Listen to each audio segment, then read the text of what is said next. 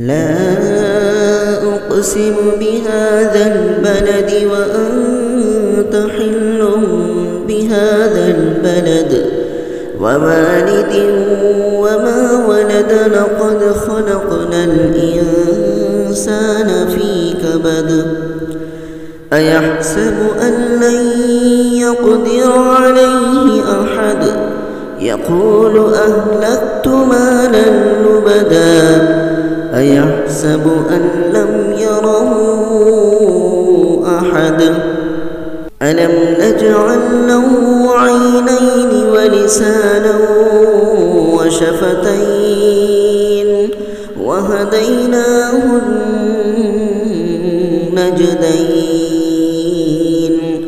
فلاقتحم العقبة وما أدراك ما العقبة فك رقبة أو إطعام في يوم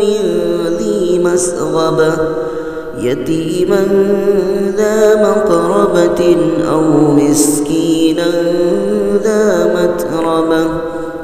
ثم كان من الذين آمنوا وتواصوا بالصبر وتواصوا بالمرحمة أولئك أصحاب الميمنة والذين كفروا بآياتنا هم أصحاب المشأمة عليهم نار مؤصدة.